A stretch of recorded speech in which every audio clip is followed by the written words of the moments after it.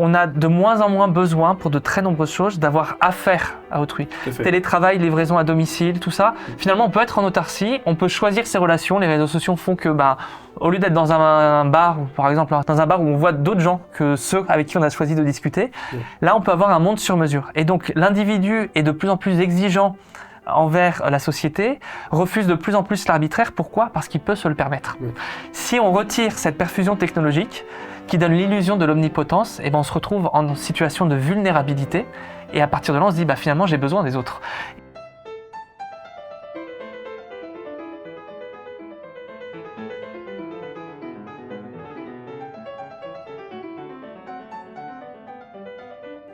Perte de repères, quête de sens, angoisse, dépression et addiction, telles sont les nombreuses pathologies propres à l'individu contemporain qui lui font souvent regretter cette liberté à double tranchant. Julien Gobin, bonsoir. Bonsoir. Vous publiez L'individu, fin de parcours, le piège de l'intelligence artificielle dans la collection Gallimard, Le Débat. Vous êtes philosophe. Pourquoi avez-vous écrit cela ? Lorsque j'ai entrepris l'écriture de ce livre, au début, ça devait être juste un petit article pour m'amuser un peu sur un blog, prendre un petit moment pour moi. J'étais à un moment de carrière où je voulais prendre un peu de recul. Et ce qui m'intéressait, c'était de voir que dans notre société, il y a des mouvements contradictoires, et notamment sur la question des déterminismes sociaux, biologiques, et qui se cristallisaient sur la question du changement de sexe, transgenre, transsexuel, avec des incohérences que je voyais au sein du mouvement, et qui au début, c'était simplement un focus sur les dynamiques internes, à savoir, est-ce que ce que l'on est résulte d'un déterminisme social, d'un déterminisme biologique, ou de rien du tout, et qu'on s'autocrée de manière complète. Et j'ai constaté qu'au sein de ce débat, non seulement, on pourrait y revenir, il y a des contradictions au sein du mouvement LGBT, mais aussi que cela traduisait peut-être un malaise plus profond dans la démocratie, et que c'était la raison pour laquelle il y avait autant d'attention qui était portée sur ce mouvement, à savoir, finalement, une ligne de fond qui est l'émancipation.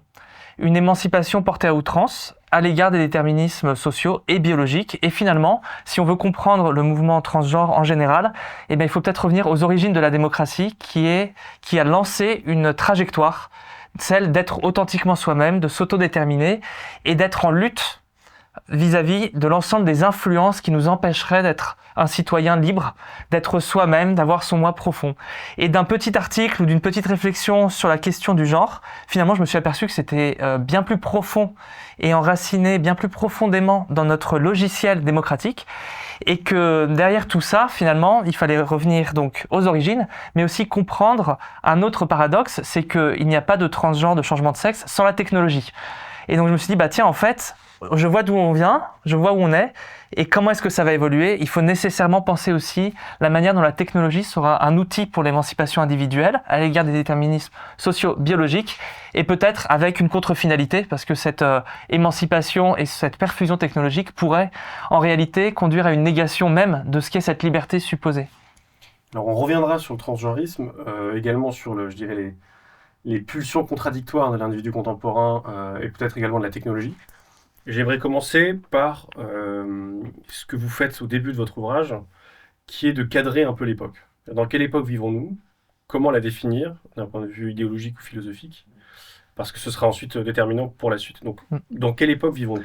Alors, on vit, et c'est d'ailleurs l'introduction, dans l'époque du post. Et je décline l'expression touche pas à mon poste, l'émission de Cyril Hanouna, mais c'est aussi touche pas à mon pote. Et en même temps, le post, avec toute son ambiguïté, c'est à la fois la post-modernité, post-vérité, etc. Mais c'est aussi le post, l'expression, un post sur les réseaux sociaux.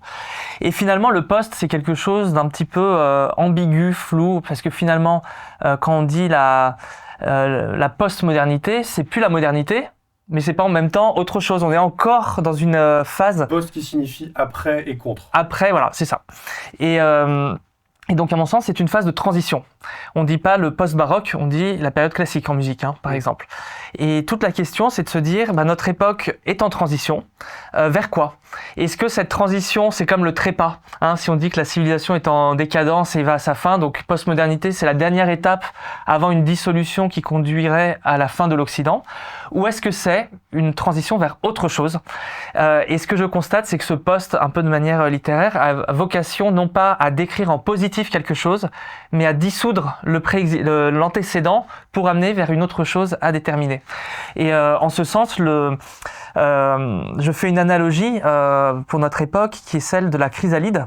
À savoir, une chrysalide chez les insectes, c'est la période, donc chez tous les insectes qui passent par une phase de métamorphose dans laquelle le cocon se forme, que ce soit la chrysalide, le cocon, et l'insecte se dissout. Donc toute sa structure s'autodigère, crée des nutriments élémentaires qui vont nourrir quelques cellules souches restées actives, qui vont se nourrir de ces cellules de ces nutriments pour créer un nouveau corps.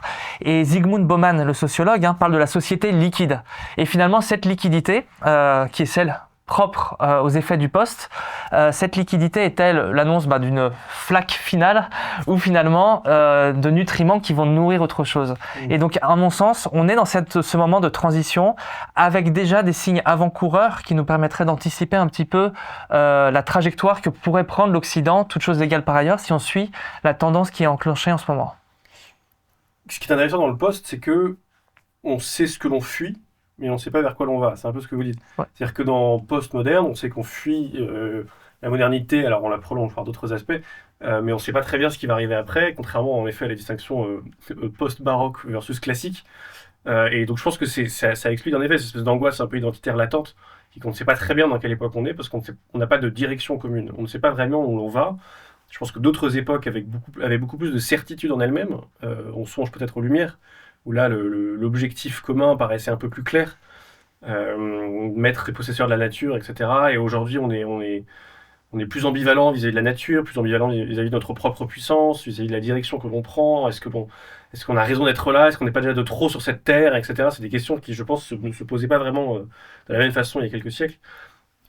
Alors, j'aimerais revenir sur cette dynamique démocratique dont parle Tocqueville, par exemple, et d'autres.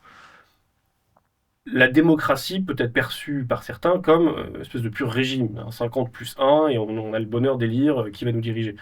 Mais Tocqueville et d'autres font remarquer que de cette égalité juridique, égalité devant le vote en quelque sorte, naît tout un tas de conséquences culturelles. L'égalité, de base, c'est mon vote pèse autant que le vôtre. Mais Tocqueville nous dit, ça finit par devenir, je regarde au-dessus de ma haie, je vois que mon voisin a une belle voiture que je n'ai pas, on est censé être égaux, manifestement nous ne le sommes pas, et donc une espèce d'envie du même, la passion du même. Vous citez Tocqueville là-dessus.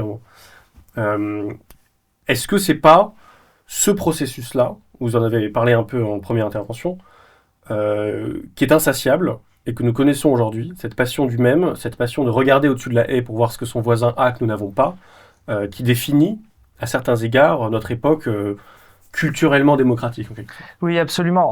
En réalité, c'est vrai, la démocratie, c'est pas juste un système politique pur. Donc il y a le vote. On pourrait ajouter aussi les contre-pouvoirs. Oui. Voilà, c'est un peu les deux grands éléments. Mais il y a aussi autre chose. Il y a un logiciel culturel. Une démocratie qui fonctionne doit façonner l'homme d'une certaine façon. Et ça, c'est la démocratie couplée aux droits de l'homme aussi. Ça, les deux vont ensemble. C'est l'association des deux qui crée ce cocktail, à savoir l'émancipation. Alors c'est formidable quand on est à l'époque des Lumières. Il y a tellement de couches qui sont enracinées qu'on se dit bah oui, l'émancipation elle vise forcément à se projeter dans le corps collectif, à créer une nation et donc la liberté c'est une liberté extérieure à moi-même dans un projet commun. Néanmoins, si on poursuit de génération en génération cette émancipation, on en arrive à un paradoxe qui est de se dire finalement le but de la démocratie c'est de faire germer mon moi authentique, mon moi profond, ma singularité, qui va de pair avec l'égalité, parce que l'égalité, c'est pas forcément une égalité au sens communiste, tout le monde a le même argent, c'est une égalité des conditions. Je dois être considéré de la même façon, il n'y a aucun privilège, et on doit préserver, la démocratie doit préserver l'authenticité de ma parole. Parce que si je vote pour quelqu'un, mais qu'en réalité je suis conditionné, manipulé, sous tutelle religieuse, traditionnelle, familiale, etc., le vote finalement devient une mascarade. Et on est dans un ancien régime qui se déguise. Donc pour qu'une démocratie fonctionne, il faut nécessairement avoir une émancipation.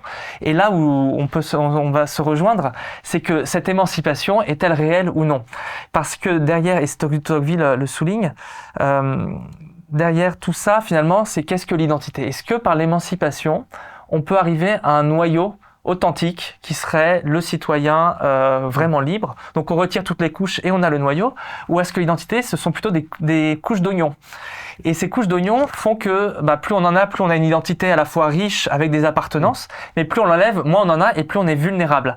Vulnérable à quoi? Eh bien pour la construction de l'identité, en fait, il y a deux grandes idées, enfin même trois. La première, soit on a un moi authentique qui germerait tout seul, un peu dans le sens rousseauiste, on est et puis si on n'est pas corrompu par la société, on peut avoir sa propre personnalité.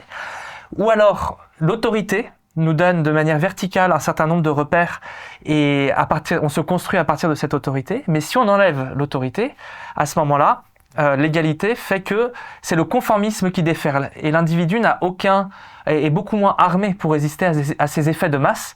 Et en l'occurrence, Tocqueville souligne bien ça, c'est-à-dire que la majorité devient le repère.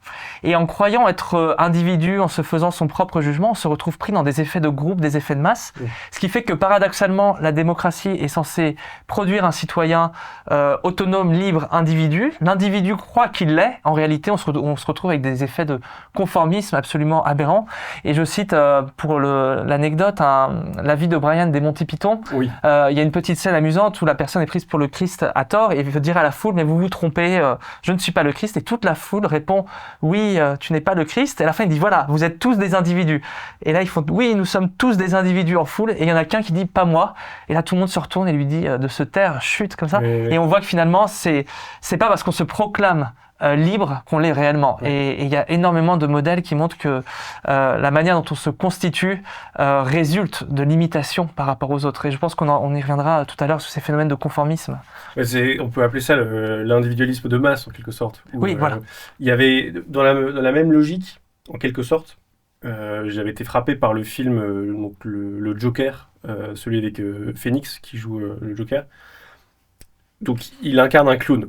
Le clown, symboliquement, c'est le personnage du fou du roi, c'est celui qui transgresse, qui défait les normes, qui se moque de l'autorité, enfin c'est plein de choses.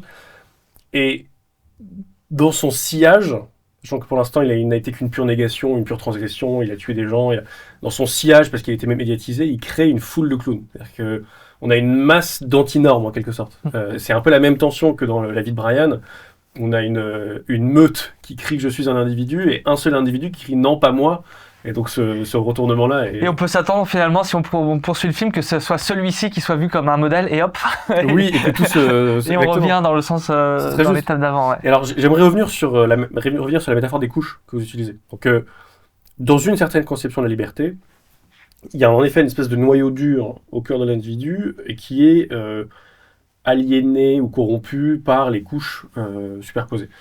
Le philosophe que vous citez d'ailleurs dans votre ouvrage, Alasdair MacIntyre, faisait remarquer que chez nombre de pays nordiques, il y avait souvent dans le nom de famille son, donc Sigurdsson, Gudjonsson, etc. C'est-à-dire que déjà dans votre identité de vous-même, il y a fils d'eux. C'est-à-dire qu'il y a pas d'autre façon de vous définir que par votre lignée. Et on voit ça même dans des films un peu à la Seigneur des Anneaux qui gardent cet aspect-là, où ils parlent « je suis X, fils de machin, fils de truc », qui font une longue lignée. Donc ils ne peuvent pas dire je suis sans faire appel à une lignée. Comme au Moyen-Orient, hein, beaucoup les Ben. Absolument, voilà. Donc ça c'est quelque chose qui était vraiment très profond et diffusé dans le monde. La rupture avec ça est assez récente. C'est drôle, on préfère remarquer que fils d'eux aujourd'hui est une insulte. Dans tous les sens du terme. Et donc ça c'est une conception, disons, positive de la liberté, au sens où en ajoutant des choses, en superposant des choses, on est un peu plus construit. Identitairement ou en tant que sujet.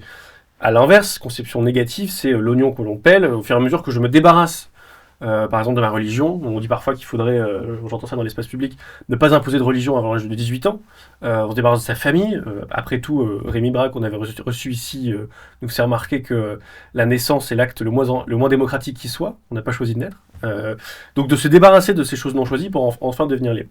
Et sans pour l'instant nécessairement hiérarchiser entre ces deux visions, j'aimerais quand même faire remarquer que l'une d'entre elles est à peu près atteignable et pas l'autre. C'est-à-dire que prenons la métaphore très prisée notamment par Aristote et les Grecs du gland posé dans la terre. Il y a certaines conditions qui doivent être réunies pour que la graine germe.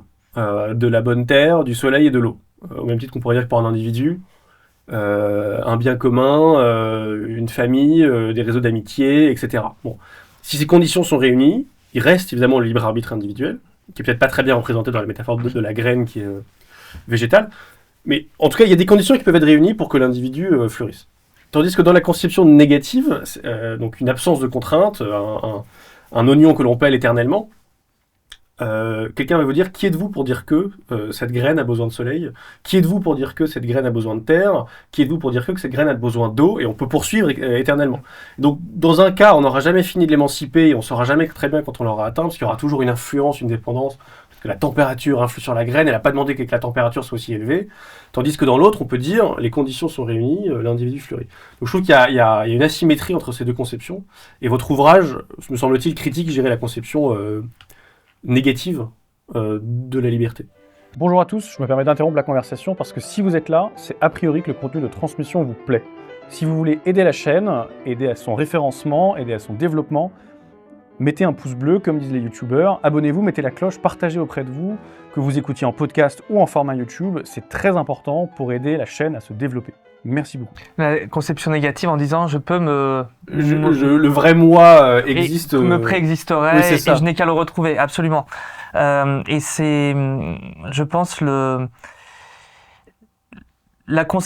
cette conception négative peut être un projet. Elle peut avoir un sens. Et elle a eu un sens ces derniers siècles parce qu'il y avait énormément de tutelles quand même qui étaient des grands murs à affronter. Donc c'est important d'avoir cet idéal. Mais une fois que des grands combats ont été menés, si on garde cet objectif, on se retrouve là dans une dissolution des reliquats de ce qui restait. Et c'est là où on se retrouve avec énormément de paradoxes qui aboutissent dans notre société. Et je pense qu'une fois qu'on a épluché cette couche, ces différentes couches, je vous rejoins, je pense qu'il y a une vulnérabilité du moi. Pourquoi ? Parce que avoir plusieurs couches d'appartenance, ça renforce l'identité. Parce que lorsqu'une couche est mise en cause, lorsqu'on soi-même on peut la critiquer, on peut se dire soit je reçois une critique dessus, soit je me rends compte qu'elle n'était pas bonne. On n'est pas en détresse existentielle. Or, aujourd'hui, la dissolution des différentes couches nous fait arriver à un noyau dur. Mais ce noyau dur, en réalité, c'est plus un flux, c'est du ressenti. Je ressens ça, mon émotion est le signe que j'ai touché ma vraie singularité, parce que l'émotion, là, c'est tangible. Là, je le ressens, ça émane de moi. Mais c'est extrêmement vulnérable, extrêmement fragile. Donc vulnérable parce que la critique est de plus en plus difficile, on ne peut pas se relativiser. Et on est beaucoup plus poreux aux influences extérieures de toutes les dynamiques de conformisme, parce que en étant moins solide, eh bien, on est beaucoup plus fluctuant, et l'identité devient un labyrinthe, on prend des portes et après on s'enferme dans ces portes. Alors qu'avoir plusieurs couches permet de se structurer, d'avoir plus de repères, évidemment, et de pouvoir se relativiser. Donc dans l'exercice critique envers soi-même, c'est une solidité qui est très importante. Pour la métaphore, c'est comme si on pèle la peau, ce qui reste en dessous est très sensible. Oui, voilà, ouais. Enfin, c'est exactement ça, ouais, tout à fait. Et ce qui me fascine, c'est que j'ai lu récemment un ouvrage qui s'appelle Le paradoxe du choix de Barry Schwartz. Et lui théorise quelque chose d'assez amusant qui est lorsque l'individu... Il est possible que l'individu ait trop peu de choix, au sens où il a le sentiment de ne pas avoir assez de choix dans sa vie. Mais contrairement à ce que notre époque est capable de concevoir, il est possible aussi qu'il en ait trop. C'est-à-dire qu'il théorise une espèce de degré optimal de quantité de choix. Il explique que choisir dans sa journée, ça fait partie des efforts psychiques les plus importants. Certains disent, je ne sais pas si c'est vrai, qu'une des raisons pour lesquelles Steve Jobs était toujours habillé de la même façon, c'était pour limiter le nombre de choix qu'il avait à faire dans sa journée, et l'énergie psychique qui va avec. On sait tous qu'avant de faire un grand choix, donc par exemple un mariage, les études, un travail, un choix qui va même déterminer une grosse partie de votre vie, ça dévore une énergie assez importante sur un temps assez long. Et aujourd'hui, par cette conception, disons, négative de la liberté, on est incapable de voir le choix autrement que plus il y a de fragmentation horizontale de possibilités, plus je suis libre. C'est-à-dire qu'on a déjà sur cette chaîne à plusieurs reprises mobilisé la métaphore du bar à salade. En traitant, vous avez une quantité de choses absolument délirantes. Et Schwartz explique que quand vraiment il y a beaucoup de choix, dès que vous en avez pris un, il y a une espèce de remords de j'aurais pu faire autrement. C'est quand on choisit ses vacances sur des sites qui comparent 600 hôtels différents. Dès que vous avez cliqué sur l'un d'entre eux, vous dites mais juste, je suis sûr que celui d'avant était meilleur. Et donc ça crée, il dit que ça favorise l'anxiété et la dépression. Ce sont des sujets que vous abordez un petit peu dans l'ouvrage. J'aurais pu faire autrement. Et donc, je trouve ça important de rappeler cette idée que passer une certaine quantité optimale de choix, l'individu pense s'y retrouver, mais en fait perd au change. Et on a du mal souvent à expliquer ça aux gens aujourd'hui, je trouve. Oui, ça, ce sont les pathologies de la liberté, les pathologies de l'autonomie, des symptômes qu'on voit très bien dans la société liés au fait qu'être libre, c'est formidable. Finalement, depuis les Lumières, on l'a voulu. On l'a, et bien maintenant, qu'est-ce qui se passe? Il faut l'assumer et en porter le poids de la responsabilité. Parce qu'avoir du choix, s'autodéterminer, donc il y a beaucoup plus d'éléments. En théorie, tout est possible. Alors, il peut y avoir des contraintes sociales, etc. Mais beaucoup plus de choses sont ouvertes à nous, que ce soit dans la vie quotidienne pour la consommation, mais aussi pour des choix de vie. Et quel est le corollaire? Donc, c'est la responsabilité. Responsabilité qui concerne de nombreux domaines. Alors, ça peut être géographique, ou vivre, existentiel, que croire. Parce que finalement, on se baptise à 18 ans, donc quelle religion prend? Est-ce que je prends un peu de bouddhisme, un peu de protestantisme ou pas? Amoureux, les mariages sont plus du tout arrangés. Alors il peut y avoir des milieux sociaux où c'est encore le cas, mais théoriquement, ça a été pris en charge. Tout ce dont je parle était pris en charge par la tradition ou par les systèmes qu'on appelait hétéronomes. La norme venait de l'extérieur. Aujourd'hui, c'est à l'individu de la produire. Le travail, j'en ai peut-être parlé. Donc tout ça repose sur les épaules de l'individu. Qu'est-ce qui se passe s'il se trompe? Donc on se retrouve à devoir calculer l'utilité de tout ça. Alors je vais faire tel choix qui va maximiser l'un ou l'autre. On n'a pas forcément les réponses. Et donc il y a un coût cognitif, physique, existentiel, parce que l'ensemble de la vie finalement repose sur nos épaules. Et si on se trompe, c'est de notre faute. Ça se matérialise dans la vie privée, mais également dans la vie professionnelle, au travail. Il y a de plus en plus d'autonomie, beaucoup plus de choses qui relèvent de la part du salarié, un management horizontal, etc., mais finalement qui fait peser un poids énorme. Et les conséquences, les symptômes, c'est Alain Ehrenberg qui en a parlé vraiment très bien dans un livre qui s'appelle, mais qui est parfait, La fatigue d'être soi. On est soi-même, mais ça épuise.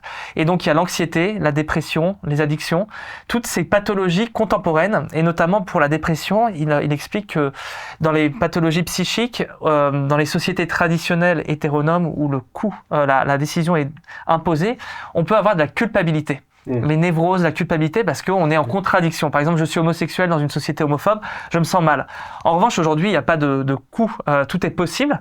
Donc, c'est plus un remords, parce que finalement, on peut choisir. Mais c'est la difficulté d'agir et de bien choisir qui nous fait peser un énorme fardeau. Et donc, finalement, c'est le fardeau de la liberté. Et de ne pas être assez performant.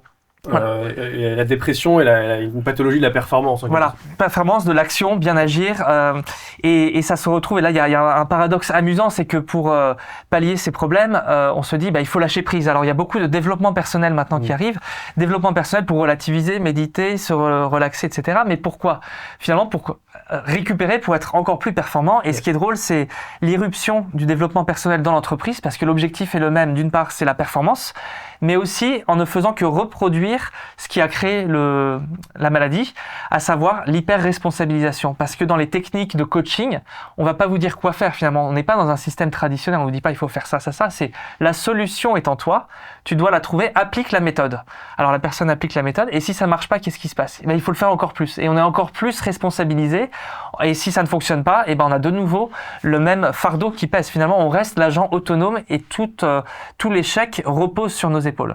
Donc la liberté, il faut bien avoir ça en tête. Si on est libre, il faut en assumer le coût qui est la responsabilité. Mais a-t-on les épaules? Autrement dit, tout le monde est-il fait pour être individu? Ça, c'est la vraie question. Parce qu'il y a des gens qui sont entrepreneurs qui adorent le risque. Parce que la liberté implique de prendre des risques, d'avoir de l'incertitude. Et on ne gère pas de la même manière l'anxiété.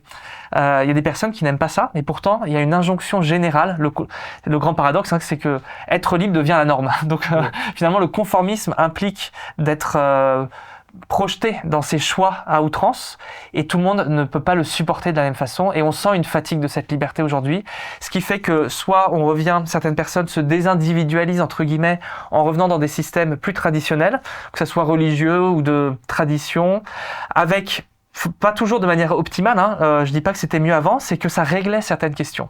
Donc des questions qui pouvaient être réglées de manière sous-optimale, mais au moins les personnes disaient... Ça réduisait la quantité de choix. Ça réduit la quantité de choix, et si certaines personnes ont eu la possibilité de parler avec leurs grands-parents, qui disent « Ah bah moi j'ai épousé telle personne, bon c'était pas ce que je voulais, mais c'était comme ça, on faisait comme ça ». Et au moins ça réglait ça, et la vie peut avancer sur d'autres aspects. Donc soit on revient vers ce modèle, et on le sent aujourd'hui quand même, lié à cette fatigue. Donc l'individu est tiraillé à cause de ce poids de la liberté. On revient, entre guillemets, en arrière dans une désindividualisation pour régler certains choix. Ou alors on demande à la technologie de nous libérer de ces fardeaux en choisissant pour nous. Et ça, c'est toute la question d'algorithmes de recommandation, de l'usage de ChatGPT, par exemple, qui n'est plus utilisé aujourd'hui. C'est sorti là, il y a quelques semaines, pour des questions de productivité, mais pour des questions existentielles, de coaching. Aide-moi à me guider dans l'existence. Parce qu'en fait, finalement, j'en peux plus d'être un individu. Et donc, il y a une externalisation et on abdique ce libre arbitre qui a été durement obtenu, mais il devient insoutenable, en tout cas par manque de repères, par manque de structure. L'individu, finalement, est fatigué d'être libre. Mais pour moi, c'est la meilleure preuve de la possibilité d'un trop-plein de choix, qui est de voir à quel point l'individu contemporain cherche à se défaire de sa responsabilité. On pourrait parler d'une addiction aux déresponsabilités. Et cherche à lâcher son libre arbitre dans le premier bateau venu en quelque sorte. Donc vous avez parlé du coaching. Je pense qu'il y a beaucoup de coaching et développement personnel qui justement est très normé. C'est-à-dire que en 10 étapes, suivez ces choses-là, et donc la personne là est ravie d'avoir enfin un chemin balisé. C'est-à-dire qu'il n'y a pas une espèce de désert, mais là au moins il y a une direction. Et ça, les gens ont une soif pour ça. La montée en France, alors partiellement démographique, mais quand même d'un islam rigoriste, qui là pour le coup balise très clairement la façon de cuire sa viande et de faire sécher son linge. Je sais pas moi, oui, vous parlez des algorithmes, il y a quelque chose de l'ordre de choisissez à ma place, ChatGPT, explique-moi comment vivre ma vie. Et il y a quand même, je dirais, une sorte de preuve d'un trop-plein par la volonté de le déverser. À peu près partout, constamment. Et c'est là qu'on voit, vous avez parlé de responsabilité. Je dirais que l'individu contemporain, c'est là l'un des paradoxes qu'on pourrait essayer de creuser, a une soif d'indépendance profonde, l'autonomie, l'indépendance, et en même temps ne veut pas la responsabilité qui va avec. C'est-à-dire qu'on veut, plutôt qu'une dépendance responsable, une indépendance irresponsable. Alors que normalement, il faut les deux morceaux de l'omelette ensemble. Oui. Et juridiquement, c'est ça, c'est droit et devoir. Ça va ensemble. Et effectivement, moi je constate exactement comme vous, une exacerbation à outrance de cette autonomie, de ce libre arbitre. La définition peut être fluctuante dans l'histoire, mais on comprend quand on dit le libre arbitre, c'est je peux choisir, je peux être autonome, mais sans en subir les conséquences. Et moi, je le constate sur plein d'aspects de déresponsabilisation qui va de pair finalement avec c'est rendu possible par la technicisation de la société. Pourquoi ? Parce qu'on peut déléguer dans des process un certain nombre d'actions qu'on a faites, on peut déléguer dans la technologie certaines choses. Le monde devient tellement complexe que finalement, être transformé en rouage, ça nous arrange. En revanche, avoir droit à des choses, ça, on le veut, mais ne surtout pas avoir à y répondre derrière. Et il y a un certain nombre d'éléments là qui sont plus liés au monde qui se dessine, qui est que dans nos actions, l'action individuelle est noyée dans une question de technocratie, de bureaucratie, de process qui font que finalement mon action individuelle, je ne peux pas changer le système et je ne fais que participer. Mais tout ça n'est qu'un grain de sable et ce n'est pas moi qui endosserai la responsabilité finale. Et le paroxysme de ça, c'est la place que prend l'intelligence artificielle dans les décisions, que ce soit au niveau des entreprises, au niveau politique finalement, des systèmes tellement complexes qu'on s'en remet à des choses qu'on veut fiables. Alors la fiabilité, c'est parfait, on veut que ça marche coup sur coup, mais à ce moment-là, il n'y a plus la confiance. Et la confiance, c'est l'envers de la fiabilité. Confiance, c'est lorsqu'il y a une personne, s'il y a un problème, qui dit moi je peux y répondre. Aujourd'hui, combien de personnes se retrouvent dans par exemple, je sais pas, dans le rapport à l'administration en disant mais je n'ai pas d'interlocuteur, tout le monde se défausse, ou dans les centres d'appel, dans les personne n'est responsable. Où est la responsabilité ? Elle est diluée et c'est comme un acide fou. Il n'y a plus personne. Pourtant, il y a une structure qui est là. une structure sans responsable. Et ça, c'est vraiment quelque chose qui marque à la fois notre rapport à l'existence individuelle, mais aussi collectif, la déresponsabilisation massive. Et Arendt, pour qualifier la bureaucratie, parlait d'une tyrannie sans tyran. Vous n'avez pas d'individu à inculper, donc pour faire rembourser votre avion, vous appelez une pauvre secrétaire qui n'a rien demandé, mais qui est le seul interlocuteur que vous avez et qui, elle, va se prendre votre fiel mérité, mais pas pour elle. Sur le rapport droit-devoir, on remarquera que on ne dit plus la déclaration des droits de l'homme et du citoyen, on parle juste des droits de l'homme, parce que évidemment les droits de l'homme c'est l'individu et ses droits, tandis que le citoyen vit dans une nation particulière, spécifique, et a des devoirs. Donc il y a déjà cet aspect-là, Ouais. Et je voudrais rajouter également que dans ce paradoxe, je dirais, du trop plein de choix qui se déversent dans des déterminismes choisis en quelque sorte, la génération Z américaine, donc les zoomers à partir de 95 ou 97 selon le découpage, sont et celles qui croient le moins par rapport aux générations précédentes, alors que c'est la plus individualisée qui soit, à les Anglais disent un internal locus of control, être le maître de son destin. Ceux qui croient le moins être le maître de leur destin, alors qu'ils peuvent customiser leur genre, on y reviendra, leurs cheveux, tout leur métier, plus rien n'est imposé entre guillemets. Et pourtant, c'est ceux qui se sentent le moins maître de leur destin. Et ça a deux conséquences. Ça en a beaucoup plus, mais en tout cas, ça en a deux. L'une d'entre elles, c'est que ça favorise le complotisme. C'est-à-dire qu'entre eux, croire que vous n'êtes pas maître de votre destin et croire que vous êtes l'esclave d'un maître, le chemin est vite parcouru. Et également la dépression, parce que fatalement, vous n'êtes pas à la barre de votre bateau, vous êtes ballotté par les vents, à quoi bon, je ne peux pas changer mon destin. Si les choses ne me vont pas bien aujourd'hui, je ne suis pas capable de les modifier. Et ça, pour moi, c'est une illustration chimiquement pure, parce que la Gen Z américaine est encore plus individualisée que la Gen Z française. Et cette tendance lourde de sentiment d'extradétermination, qui est la formule consacrée, se poursuit. Oui, il y avait les deux points, juste pour la déclaration de droits de l'homme et du citoyen. C'est évident que cette formule pouvait tenir au début, mais les droits de l'homme, à la fin, prennent le pas sur le citoyen, parce que le citoyen, c'est de l'arbitraire. Si on fait société, on doit accepter des codes arbitraires, donc des offenses à sa nature profonde, etc. Donc c'est normal qu'à la fin, on en avait besoin au début pour décoller, puis à la fin, on coupe, c'est comme une station, on coupe la base, et puis on est en orbite. Quand on dit de se défaire de ses couches, la couche nationale, c'est logiquement on fait partie. On en avait besoin, ça a été l'idiot utile, et puis après on peut s'en séparer. Et pour la nouvelle génération américaine, oui, c'est très intéressant de voir cette évolution, et qui est finalement, j'ai pas en tête toutes les raisons de ce sentiment, mais il y a d'un côté l'idée qu'il y a un système, on peut pas le changer. Donc là, ça rejoint mon idée du processus technique. Alors technique, c'est pas que des objets techniques, c'est le fait que tout doit être optimisé. Et donc il y a notre destin finalement est déjà réglé par une optimisation des process, etc. Mais il y a aussi un autre point, et là qui est de se dire, ai-je vraiment un libre arbitre sur moi-même ? Parce qu'il y a, et ça on peut pas le démentir, des avancées aussi en neurosciences, en génétique, qui montrent que on n'est pas forcément maître complètement de nos idées. Contrairement à ce que disait John Stuart Mill, il disait sur son corps et sur son esprit, l'individu est souverain. Alors quand je veux quelque chose très bien, et ça a été un peu dans le libéralisme, il y a eu des tensions, Locke disait ce qui compte c'est qu'il n'y ait pas d'entrave à mon vouloir. Mais mon vouloir lui-même, est-ce que je le choisis ? Est-ce que c'est pas mon cerveau qui choisit et la conscience ne ferait que redoubler ? Donc on va peut-être pas s'attarder là-dessus, mais il y a beaucoup de choses qui vont dans le sens d'un déterminisme là-dessus. Et finalement, la vraie question, c'est peut-être que mon cerveau décide à ma place et que je n'ai pas un pouvoir là-dessus. Néanmoins, on n'est pas que un déterminisme de cette façon. On peut créer des récits. Et les récits, les croyances peuvent être des prophéties autoréalisatrices. Si je crois dans le libre arbitre, si je dis non, on peut changer les choses, ça peut donner un supplément d'action à notre déterminisme pour agir. Et donc cette fiction est une fiction utile, qui fait qu'on peut tout à fait sortir de conditions.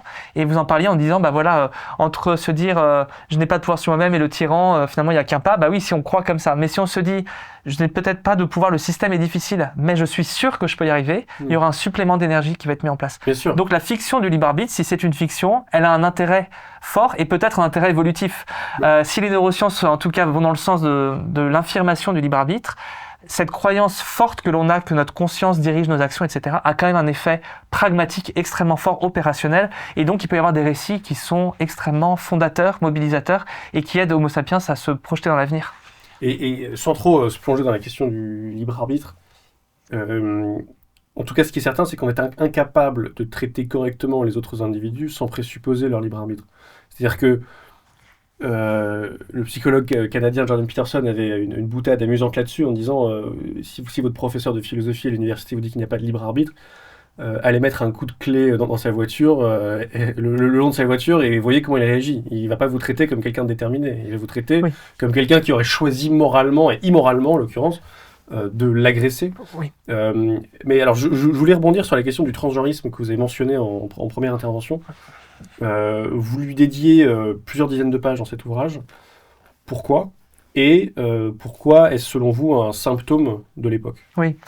C'est vrai que j'accorde, en fait, c'est la place centrale, c'est 10 pages, mais c'est un peu au cœur, dans le centre du livre. Pourquoi ? Parce que finalement, c'est un exemple que j'ai pris comme une loupe. Je regarde la société un peu comme un entomologiste qui incarne l'ensemble des paradoxes qu'on peut trouver et en même temps qui est là parce qu'il y a bien une raison qui peut se comprendre. À la fois, cette raison, c'est que c'est tout à fait normal que ça arrive aujourd'hui parce que c'est un aboutissement du processus du logiciel démocratique, pas du système politique, mais du type d'homme qui a été créé, de l'individu, à savoir s'émanciper des déterminismes sociaux. Pourquoi ? Parce qu'on m'assigne une identité de genre qui serait homme-femme avec certains codes que je refuse parce que c'est arbitraire. Donc là, la Déclaration des droits de l'homme et du citoyen, on dit ça c'est une caractéristique du citoyen parce que en Occident ça fonctionne comme ça, je le refuse. Mais aussi, et c'est là où c'est intéressant, c'est que grâce à la technologie, il y a un nouveau front qui s'est ouvert qui est la biologie. Et je peux aussi me dire, la biologie, comme les déterminismes sociaux, c'est un arbitraire qui va contre ma nature profonde et que je rejette. Donc ça, c'est donc un des derniers avatars de l'émancipation individuelle dans lequel on a la technique qui vient ouvrir un nouveau front de libération. De plus, cela m'intéresse parce qu'il y a un paradoxe qui traduit finalement les deux visions de l'identité dont on a parlé tout à l'heure, une identité négative, je retire les couches et j'ai mon noyau, qui correspondrait pour moi à ceux qui sont dans la question du genre simplement les non-binaires. Pourquoi non-binaire ? Parce qu'on se dit tout ce qui détermine mon expression n'est ni socialement construit, ni biologiquement. Le corps n'est qu'un support. Alors il y a une voix plus grave, la pilosité si je suis un mâle, mais tout ça n'influe en rien sur tout ce que je suis. Il y a mon identité profonde, pure comme une âme qui s'incarnerait, et c'est ça que je dois privilégier. En ce sens, philosophiquement, on pourrait dire que c'est une vision idéaliste. Aucun déterminisme ne peut conditionner cette identité. De l'autre côté, il y a ceux qui font le traitement hormonal, passent sur la table du chirurgien. Pourquoi ? Alors là, on peut se demander un peu. Il y a deux choses. Et j'ai pour approfondir ça, j'ai à la fois pris pas mal de brochures, d'associations qui aident les personnes à faire leur transition de genre, et des témoignages de youtubeurs transgenres qui sur 5 ans ont fait tout le long. Et c'est très intéressant d'écouter leur évolution. Donc il y a la première chose, pourquoi faire un traitement hormonal ? Quelle est la plus-value ? Pourquoi est-ce qu'on veut ça ? Parce que finalement, si un non-binaire dirait ça suffit, j'ai pas besoin de traitement hormonal. Oui, et le moi intérieur décrète. Et suffit, il est autosuffisant. Jacques Eddy a dit. Voilà, Jacques Eddy a dit. Première hypothèse, c'est parce que le regard qu'on porte sur moi est trop pénible. Les gens me regardent, disent, tu dis que tu es une femme et tu ne l'es pas. Donc il peut y avoir cette pression qui peut se comprendre. Ou alors avoir besoin de certains déterminismes qui font qu'on se sent plus homme, plus femme. Pourquoi vouloir des oestrogènes ou de la testostérone ? Et là, c'est de se dire tout simplement, est-ce que l'hormone peut avoir un impact sur ce que je suis ? Dans les brochures, une association qui s'appelle Outrance, qui est Outrance, dit effet du traitement hormonal sur la transition. Alors, caractéristiques secondaires, tout ce qui est physique, sans impact, mais aussi, et là c'était incroyable, je vois marqué tempérament, etc. 3 petits points. Et alors on se dit, mais qu'est-ce que ça veut dire ? Est-ce que l'hormone joue sur ce qu'on est quand on se fait des injections ? Et en écoutant certains youtubeurs trans qui ont fait leur transition, ils disent, avec beaucoup de fierté, depuis que je prends des hormones, alors quand c'est un homme qui est devenu femme, alors là c'est les pire stéréotype, c'est j'ai des crises de larmes, je sais pas pourquoi, je suis à fleur de peau, en se vantant d'avoir le cliché de la femme complètement caricaturé. Inversement, une femme qui est devenue homme dit depuis que j'ai de la testostérone, alors là c'est assez amusant, j'ai toujours envie de faire l'amour, je dirais pas que j'ai envie de coucher avec un fromage, mais presque. Donc c'est de dire en fait j'en peux plus quoi. Et qui est le cliché de l'homme qui a besoin de trop d'agressivité là. Et donc là c'est de se dire mais finalement on rejoint un cliché complètement socialement construit construit, en même temps il y a du biologique qui joue là-dedans. Ça c'est le premier paradoxe. Et le second, c'est de se dire mais finalement pourquoi aussi vouloir rejoindre un certain code vestimentaire qui est ultra cliché. Quelqu'un qui a réussi vraiment sa transition, en général, veut être indiscernable du groupe. Oui. Il veut correspondre, il veut se fondre dans le cliché. Et donc, quid du non-binaire qui dit mais tout ça c'est une construction sociale. Et quand je vois défiler dans des manifestations des non-binaires et des personnes qui ont fait leur transition, on se dit mais philosophiquement, il y a deux visions opposées. L'un c'est aucun déterminisme, l'autre c'est je choisis mes déterminismes, je veux aller dedans. Et donc c'est un matérialisme complet. Et donc finalement on a deux visions opposées qui traduisent bien cette tension qui caractérise l'individu. C'est est-ce que je me construis seul à la rousseauiste en rejoignant un état de nature supposé, ou est-ce que je vais prendre des déterminismes, je les choisis, et je me fonds dans un conformisme autre, et en l'occurrence la construction de genre que propose la société actuelle. Je vais par tous les moyens chercher de rejoindre l'autre sexe.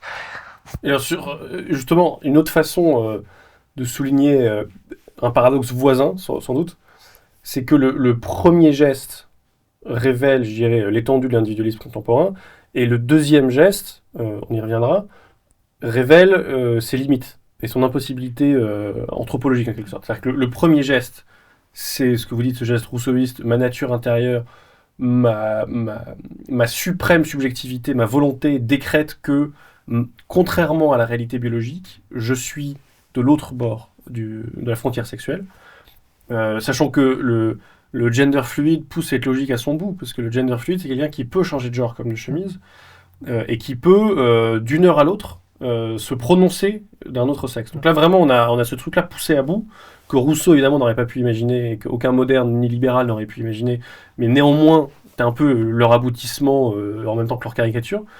Mais dans le deuxième geste, vous le faites remarquer, il ne se contente pas simplement d'être une espèce de monade isolée qui décrète, qui mute et qui évolue en permanence, mais il demande à la société, il se rend compte qu'on est des êtres quand même sociaux, de venir conforter cette nouvelle réalité. Il pourrait se contenter de dire je ne suis plus Julien, je suis Julia, mais il demande ensuite à tout le monde appelez-moi Julia, et si vous ne le faites pas, par ailleurs, c'est une immense offense, on appelle ça un mégenrage, c'est passible d'une peine de mort sociale de plus en plus, et donc on se rend compte dans un second temps ce que le premier geste oublie, qui est nous sommes des êtres sociaux et nous avons besoin de vivre en collectivité.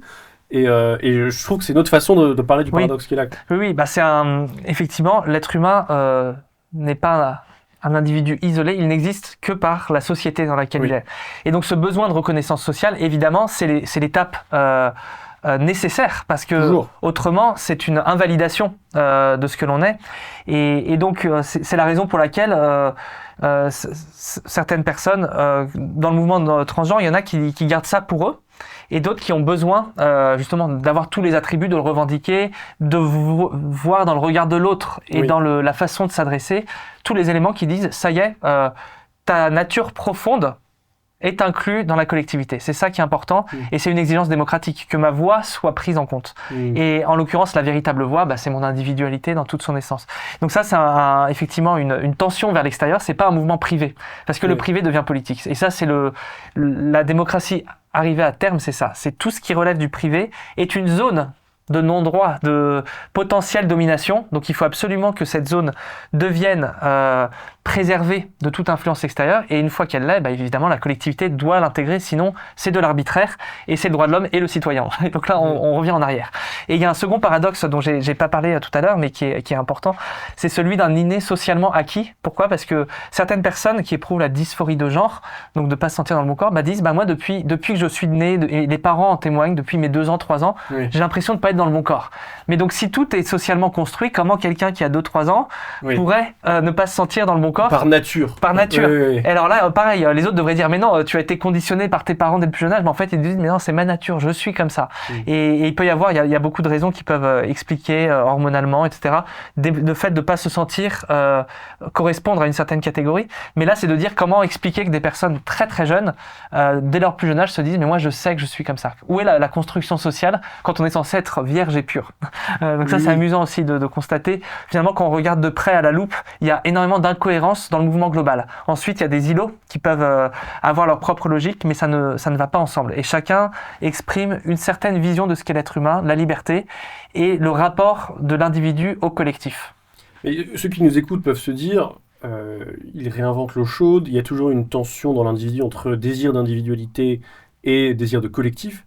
Mais je pense que la spécificité de ce que nous vivons, c'est que ça n'est pas les deux curseurs à 50-50, c'est vraiment les deux curseurs à 100 et une alternance contemporaine entre tout l'un ou tout l'autre qui bascule de l'un à l'autre en permanence. C'est-à-dire que c'est pas juste je veux un équilibre entre être moi-même et appartenir à un groupe, c'est je veux être intégralement moi-même à un instant T qui va aller jusqu'à décréter qu'il est d'un autre sexe, et puis du jour au lendemain être dans une foule grégaire dans laquelle je me fonds, je me dissous et je disparais. Dans lequel le ChatGPT contrôle l'intégralité de ma vie et je n'ai plus le libre arbitre, ou alors je décrète que je change de sexe. Donc il y a je dirais, à la fois la rapidité et l'ampleur de l'oscillation entre les deux pôles me paraît pour le coup spécifique à notre époque. Tout à fait, et qui est un bon symptôme qu'on est dans cette chrysalide où il y a des tensions qui sont à l'œuvre, des remous, une volonté d'aller encore plus loin et en même temps la fatigue que ça engendre.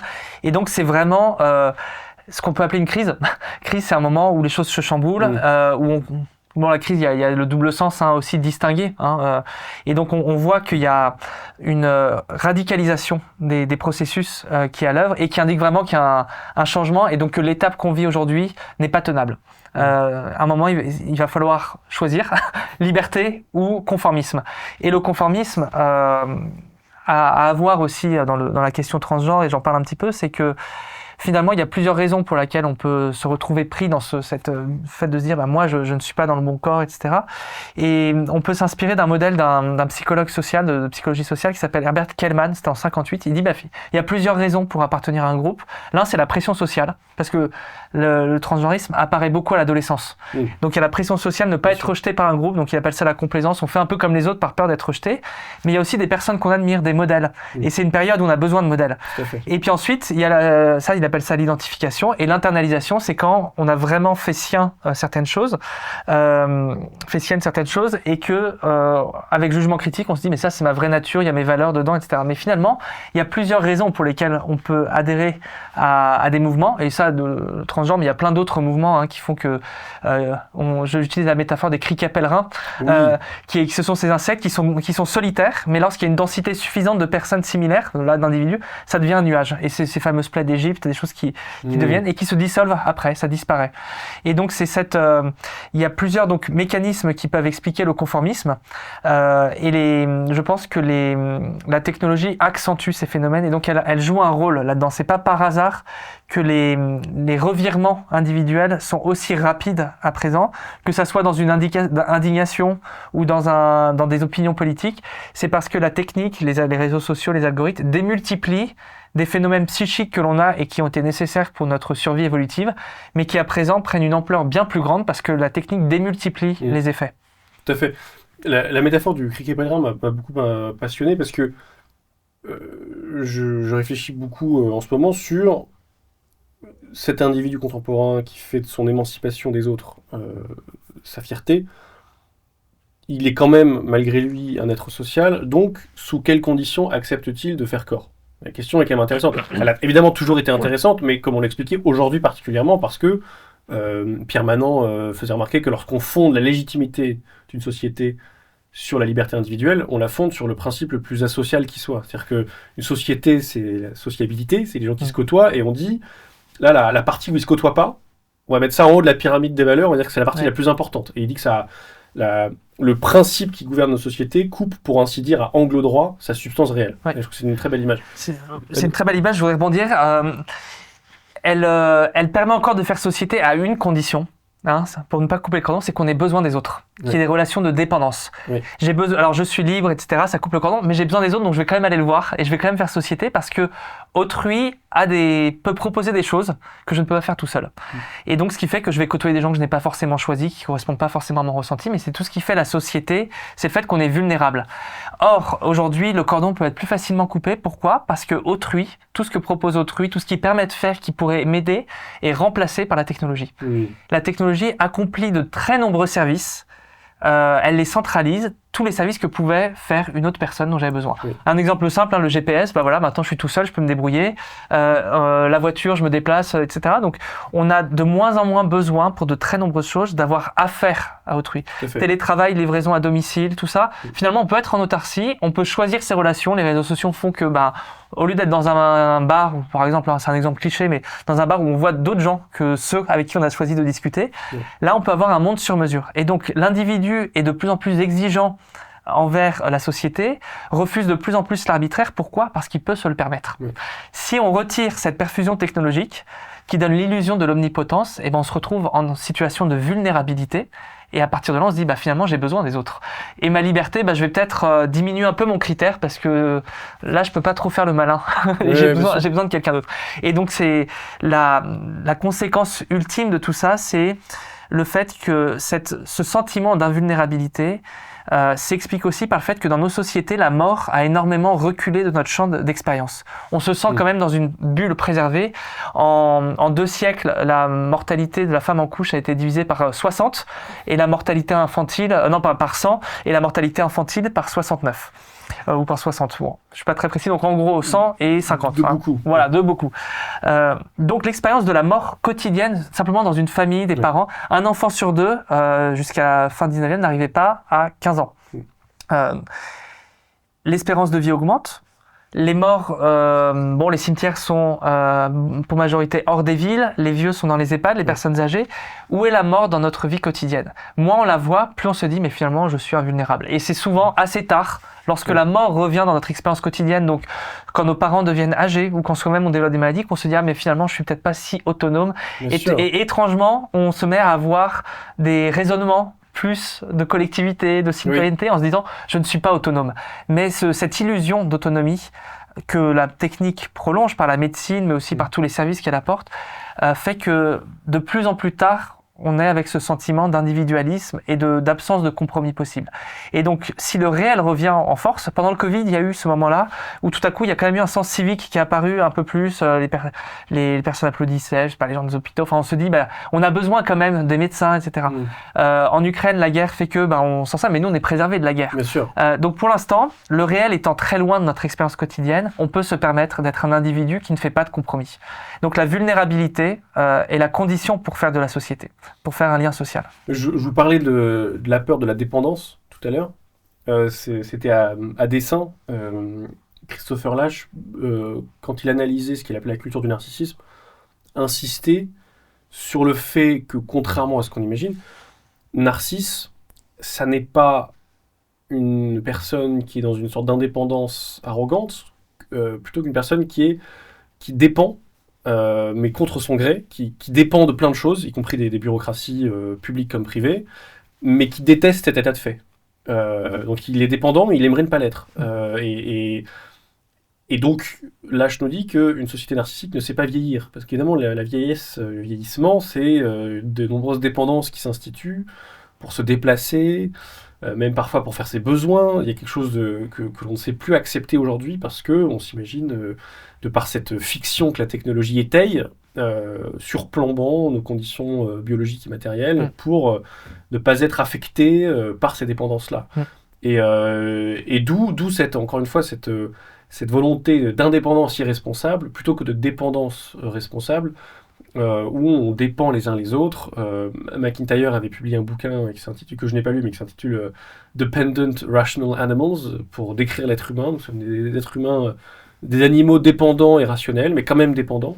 Et le fait de faire son deuil de ça, en disant on sera toujours dépendants les uns des autres, et semble-t-il, la première étape vers une sorte de maturité. Mais aujourd'hui, tout est fait pour ne pas l'atteindre. Oui, et qui va de pair avec l'évincement du transcendant, du sacré, qui est finalement une relation de dépendance ultime qui fédère. Et alors, pour illustrer ça, j'ai une petite anecdote qui est, dans le livre, je parle un peu des tatouages. L'inflation des tatouages dans nos sociétés, comme non plus un signe d'appartenance à un groupe, genre le marin qui appartient au groupe, le légionnaire, le gang, le yakuza, etc.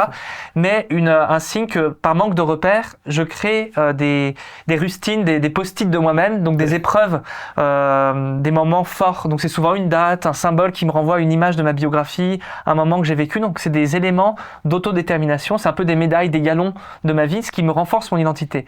Et lorsque j'avais été, c'était il y a 10 ans en Californie, j'avais été frappé énormément de tatouages parce que c'est justement l'autoconstruction, et ce sont toujours des symboles individualisés. Mais aussi, j'ai vu des personnes âgées en fauteuil électrique parce c'est des trucs motorisés, ridés, fripés, mais avec des tatouages, mais beaucoup de solitude. Et finalement, des personnes, les indépendants d'hier qui avaient la volonté de puissance, qui avaient le corps qui suivait, une fois que finalement le corps lâche parce que la vieillesse arrive, les symboles passés de cette puissance sont toujours là, mais sont avalés par la peau, etc. Et en même temps, une énorme solitude, et donc il n'y a plus aucune puissance. Mais on sent que j'ai vu là la limite de l'indépendance, parce que c'est aussi une extrême solitude lorsque la vulnérabilité apparaît. Il n'y a plus personne pour admirer leurs tatouages.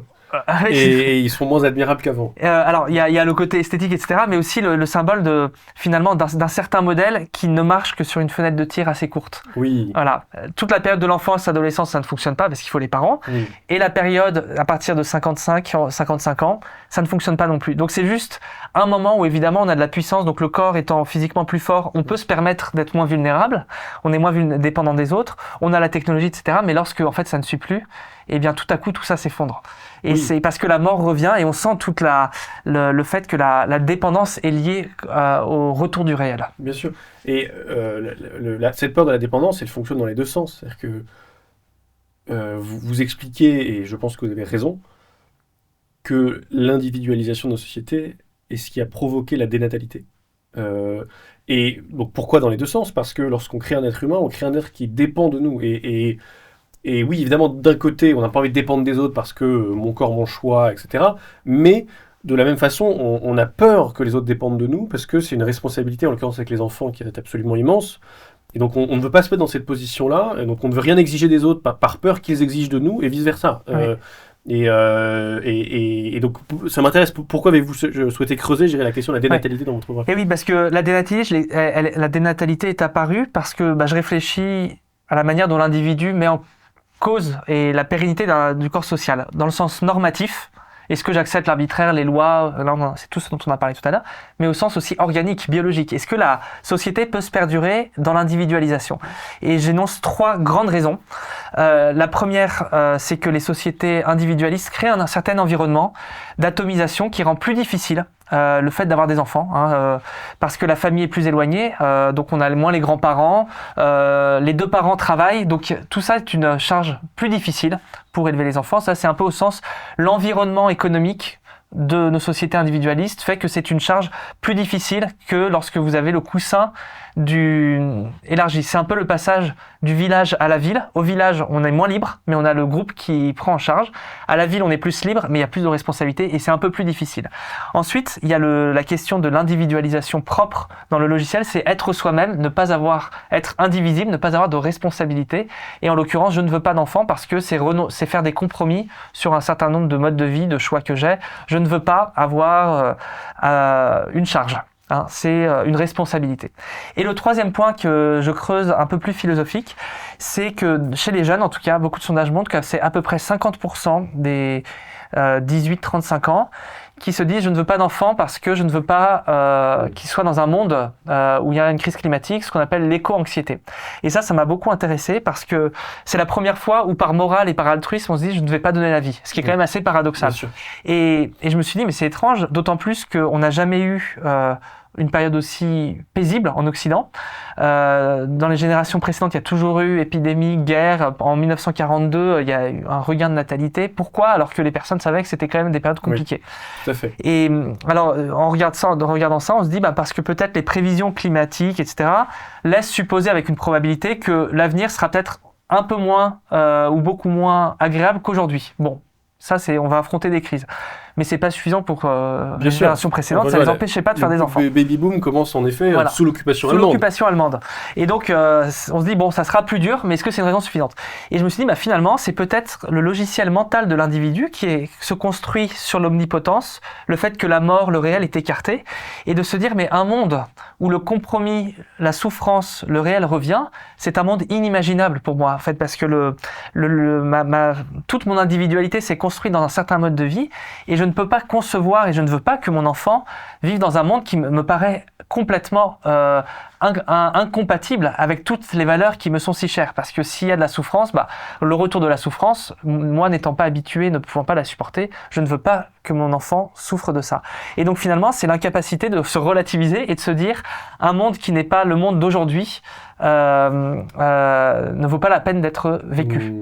Et donc l'éco-anxiété derrière cet altruisme, c'est plutôt le fait de dire je refuse qu'un enfant naisse dans des conditions qui ne sont pas celles d'aujourd'hui. Et je prends un exemple pour montrer que finalement, derrière cette volonté de ne pas faire d'enfants, il y a peut-être aussi un manque à vivre. Et alors, je ne le cite pas, mais il y a un texte de Schumpeter, Capitalisme, Socialisme et Démocratie, où il dit, dans la mentalité bourgeoise, c'est pas forcément les biens matériels, c'est la mentalité utilitariste, calculatrice des coûts-bénéfices. Il dit, rien n'incite le bourgeois à faire des enfants. Parce que foncièrement, il va perdre en capital économique, il va devoir faire des sacrifices, etc. Le calcul coût-bénéfice est mauvais. Le calcul coût-bénéfice est mauvais. Il dit, mais dans ce calcul, on ne prend pas en compte tout le bien que ça pourrait supposer. Et je cite le livre de Adèle Van Rett, la philosophe, La vie ordinaire, et que je suis tombé dessus par hasard. Et j'ai trouvé que c'était une excellente illustration de la question de la natalité, parce que tout ce qu'elle annonce dans son autobiographie, c'est « je suis un individu finalement, je m'autodétermine », mais elle parle aussi d'une énorme souffrance, un manque, une quête existentielle, une errance, qui suis-je, où est-ce que je vais, quel est le sens de ma vie. Et à un moment, elle tombe enceinte, et elle dit, et à partir de là, tout à coup, au début, je me disais, mais ça va être horrible, je vais devoir m'occuper de quelqu'un, c'est une atteinte à ma liberté. Et elle dit, et finalement, une phrase incroyable, être enceinte me repose de moi. Me repose de moi, pourquoi ? Fatigue d'être soi. Voilà, fatigue d'être soi, et j'ai un but. Et finalement, à la fin, non seulement elle a cet enfant qui lui rapprend le réel revient, et la fin est assez est belle, parce qu'il y a une leçon qui a été tirée. À la fois l'enfant qui fait plein de bêtises, est dur à gérer, mais en même temps, qui lui donne un sens, et son père qui est malade aussi, et donc la mort revient, et elle dit, entre le père qui est malade, où la mort revient, et l'enfant qui est la responsabilité, fragile, ouais. Elle dit finalement, je comprends ce que ça veut dire aimer. Et le sens de la vie, finalement, n'est pas dans la quête égocentrée, mais dans le don de soi, et dans le retour du réel aussi, la vulnérabilité. Et donc, la natalité, derrière l'idée de se dire ça va être la disparition complète de mon individualité, c'est terrible. En réalité, c'est une désindividualisation, mais qui donne du sens à ce qu'est l'existence et le lien avec autrui. Du sens dans les dépendances. Voilà. Tout à fait. Et donc, il y a, pour le dire autrement, c'est en se cherchant perpétuellement qu'on ne se trouve jamais. Et là, c'est en ne se cherchant pas qu'elle s'est trouvée. Voilà. C'est-à-dire qu'il y a un décentrement de soi qui lui a apporté un sens extraordinaire. On a reçu ici notamment Aziz Lecor, avec lequel on a beaucoup parlé du thème de la dénatalité, qui est passionnant à analyser ce prisme-là. Ceux qui nous écoutent peuvent se dire, on a cité Rousseau, on a cité John Stuart Mill, tout ça c'est des gens qui ont écrit il y a plusieurs siècles. Si vraiment c'est leur théorie qui était déterminante, pourquoi est-ce que l'individualisation totale a eu lieu aujourd'hui ? Alors on peut parler de technologie certes, mais j'aimerais me pencher sur Tocqueville, que vous citez dans votre ouvrage, qui lui donne 3 garde-fous quand il écrivait, en étudiant la démocratie en Amérique, mais donc un peu la dynamique moderne et démocratique au sens large. Et lui explique qu'il y a 3 garde-fous qui tiennent encore. Le premier, c'est les associations, les gens qui s'engagent dans les associations dans lesquelles ils doivent côtoyer d'autres gens déjà, ce qui n'est pas rien aujourd'hui, et en plus avoir des finalités en commun, faire du sport, du tir à l'arc, etc., qui donnent un but, qui permet de s'oublier un petit peu et de participer à un collectif. Le deuxième garde-fou qu'il donne, c'est les juges, qui doivent être garants de l'intérêt général, d'un point de vue du droit. Et le troisième, c'est la religion. Tocqueville insiste beaucoup sur le protestantisme comme creuset culturel un peu indirect, mais très puissant, qui permet de donner un peu un esprit de corps et une transcendance aux Américains individualistes. Les années 60, ça c'est notamment le sociologue Putnam qui a beaucoup travaillé dessus, ont effacé, vraiment liquidé les associations. C'est-à-dire que, j'ai plus les chiffres, mais Putnam montre que par rapport à il y a 50-60 ans, la quantité d'Américains, enfin le nombre d'associations dans lesquelles les Américains sont engagés en moyenne a été divisé par 2 ou 3, mais un effondrement dramatique. Il parlait de bowling alone, donc de faire du bowling tout seul, parce que les associations de bowling étaient mortes, il avait titré son livre là-dessus. Ouais. Et puis, les religions ont commencé à connaître, notamment le catholicisme en France, un effondrement de la pratique à ce moment-là. C'est-à-dire qu'on a 2 des 3 garde-fous qui se sont effondrés à ce moment-là. Il ne reste plus qu'eux, et on voit de fait la sacralisation du dernier, le juge, Mm. le droit, qui a pour fonction de refaire du commun. Mais vous expliquez dans votre ouvrage que comment dire, les mitraillettes postées à l'entrée de la frontière des murs se sont retournées contre l'intérieur. Oui, c'est ça. Un peu, je dis que c'est un peu les trois garde-fous de Tocqueville, c'est un peu la ligne Maginot pour essayer de protéger la démocratie contre Oui. des assauts. Et là où il y a un peu un effet pervers, en tout cas que c'est contourné, c'est que on parlait de la déclaration des droits de l'homme et du citoyen. Eh bien, par les droits de l'homme, on peut contourner cette ligne Maginot parce que qu'est-ce qui justifie que ma revendication n'est pas un droit de l'homme? C'est toute la distinction entre les droits de l'homme qui sont très généraux et les droits fondamentaux qui sont leur modalité opératoire dans une société, leur traduction opérationnelle. Et aujourd'hui, les associations, en tout cas, pas toutes hein, évidemment, mais beaucoup d'associations sont des vecteurs politiques pour défendre certaines identités considérées comme des droits fondamentaux. Le juge, lui, va statuer en disant est-ce que c'est finalement, effectivement, c'est un droit fondamental, c'est pas un droit fondamental. Donc finalement, ce que j'appelle ça la planche à billets des droits fondamentaux. Pourquoi faire tourner la planche à billets des droits fondamentaux? C'est de se dire l'ensemble de revendications sont légitimes pour être légiférées. Alors là, si on revient tout à l'heure à la question transgenre, c'est de dire imposer certains aménagements, mais jusqu'à quel point est-ce qu'une société peut tenir avec les exceptions hein, ça complexifie la chose. C'est pas une question morale, c'est une question de complexification pour que le réseau fonctionne bien. On peut pas avoir une foule de clowns, pour prendre la métaphore. D'exceptions. Ouais, une foule d'exceptions, voilà. Donc c'est la question jusqu'à quand l'arbitraire enfreint les droits de l'homme. Et la religion, elle, évidemment, qui est finalement la zone civilisation, c'est méta-sociétale, parce que c'est le garde-fou inaccessible. Et ben, ceci s'effondrant, finalement, on a à la fois une inflation des droits fondamentaux qui rendent de plus en plus difficile le fait de ne pas donner la voix à des minorités. Et en même temps, le sacré qui est censé être une désindividualisation collective dans un objectif, une croyance, une transcendance commune, celle-ci s'effondre aussi. Et donc, en mon sens, c'est de plus en plus difficile d'avoir un commun qui perdure. Il peut y avoir des taches d'huile, parce que le conformisme fait que des petites taches de mercure s'agglomèrent, mais ça reste des taches d'huile, des archipels, hein, Jérôme Fourquet en parle très bien.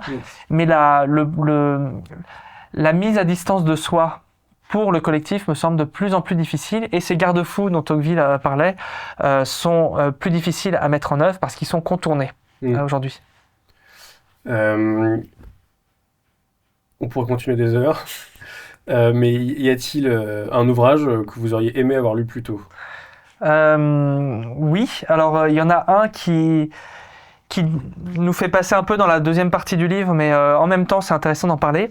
C'est un ouvrage extrêmement méconnu qui est sorti en 1965 d'un juriste qui s'appelait Aurel David, un Roumain qui est arrivé à Paris et qui a écrit un livre qui s'appelle La cybernétique et l'humain. Alors ce livre, on le retrouve, il était chez Gallimard et on le retrouve dans le marché secondaire, comme on dirait, et qui pose une question quand même qui est fondamentale aussi, c'est qu'on a parlé un peu de la technologie, etc. C'est de se dire, aujourd'hui, l'intelligence artificielle, l'automatisation fait que beaucoup de choses qu'on pensait relever du propre de l'homme, en fait, sont avalées par la matière. Le matérialisme peut les expliquer.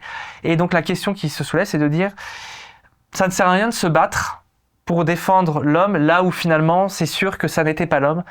Et donc la vraie question c'est où est l'homme dans l'homme, où est la personne humaine réellement, plutôt que de chercher à défendre ce qui est matérialiste et finalement n'a pas l'exception humaine, comment bien défendre l'homme, la personne humaine, pour que le droit continue à protéger l'être humain et ne l'avale pas dans des déterminismes, la fin du libre arbitre, tout ce dont on parlait tout à l'heure. Comment protéger la responsabilité? Pour protéger la responsabilité, il faut définir la personne humaine. Et pour qu'il y ait une personne humaine, il faut savoir sur quoi on se fonde. Et comment distinguer l'automatisation de l'homme de sa zone, qui reste une zone non matérielle, une zone exempte de toute automatisation.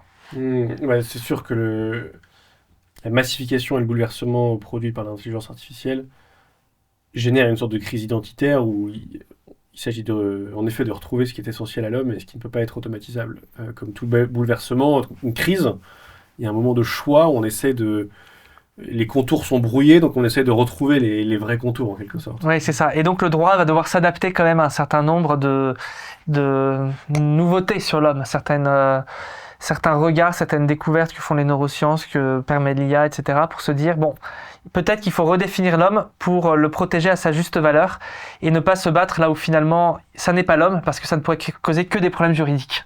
D'accord. Si on amalgame des choses, des systèmes automatiques et l'homme, bah cette zone-là, c'est la machine qui l'a prise. Allons sur le cœur de ce qu'est l'être humain. D'accord. Et donc ça, c'était en 65. 1965, et tout le débat d'aujourd'hui, finalement, il l'a merveilleusement dit, et à une époque où les intellectuels avaient un style extrêmement limpide, clair, et c'est toujours un régal. Et en fait, il y a une beauté du texte, au-delà même des idées qui sont absolument novatrices, il y a une beauté, et on se dit, on avait juste une feuille de papier, mais ça forçait à bien cadrer les idées, et on sent une profondeur qu'avaient tous les intellectuels de cette époque. Je pense même Jacques Monod, Le hasard et la nécessité, que j'ai relu il n'y a pas longtemps, qui est sublime. Ce sont des textes qui sont à la fois d'une profondeur philosophique et scientifique en même temps. Donc ce sont des lectures moi que je conseille.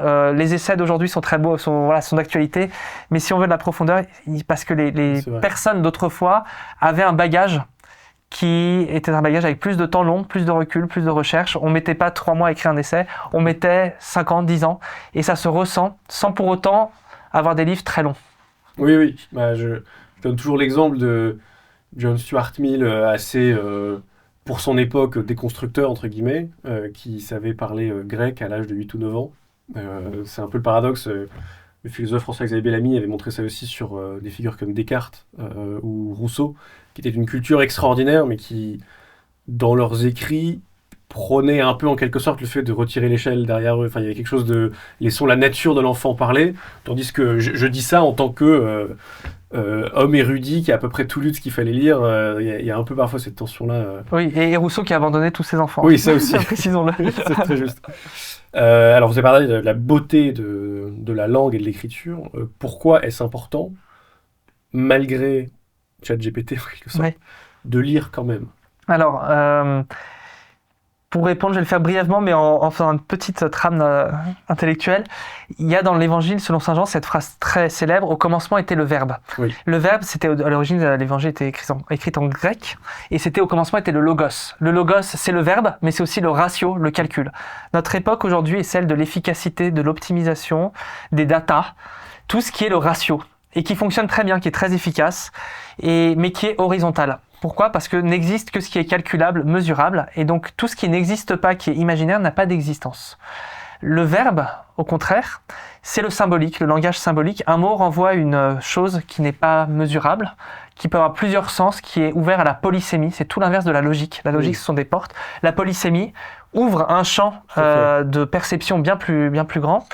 Et donc, il y a eu un texte, le dernier petit livre du pape François, qui est un éloge de la lecture. Et il dit, une phrase très bien, il dit, finalement, la lecture c'est pas l'unique mode, mais c'est un des modes d'expression de l'être humain qui ouvre à tout ce qui n'est pas dans la logique finaliste, moyen, fin, coût, calcul, utilité, tout le rationnel. C'est au contraire une porte vers le mystère. Pourquoi ? Parce que le mystère, c'est toute cette zone que la polysémie du langage permet d'ouvrir.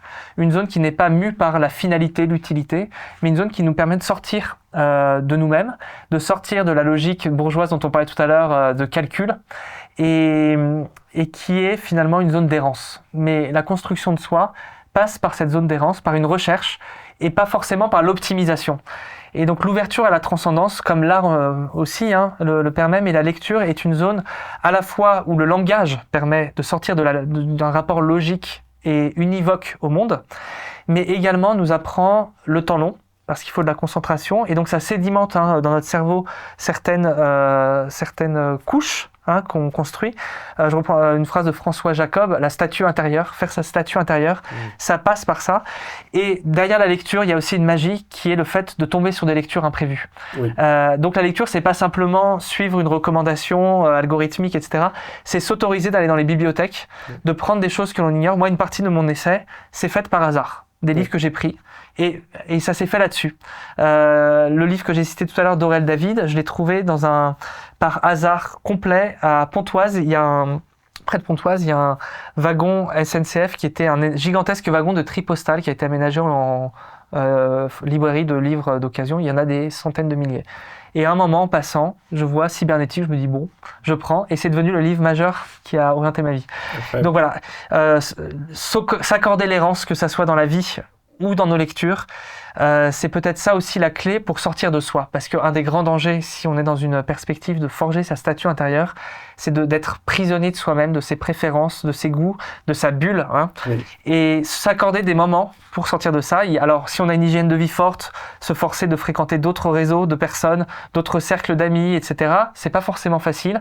La lecture, c'est peut-être le moment le plus simple de se décentrer à moindre coût, tout en construisant sa propre posture intellectuelle. Donc, pour résumer, flâner plutôt que scroller. Oui. Et errer plutôt que surfer. Voilà, et sortir donc de cette dictature de l'efficacité. Ça, c'est très important. L'efficacité, c'est formidable, mais ça caricature nos existences. Donc l'efficacité peut être importante à certains moments, mais il ne faut pas qu'elle envahisse l'ensemble des sphères de notre existence. Et pour que l'être humain se construise de manière complète, il faut lui accorder aussi ces zones qui sont des zones inefficaces, des zones non productives, des zones de hasard. C'est magnifique. Julien Gobin, merci beaucoup. Merci. C'était passionnant. À une prochaine fois avec grand plaisir. Et pour ceux qui nous écoutent, qui ne seraient honteusement pas encore abonnés, surtout au bout d'une heure et demie de contenu, abonnez-vous et diffusez le podcast largement. Merci beaucoup Julien et Merci à la prochaine beaucoup. fois avec joie. Merci.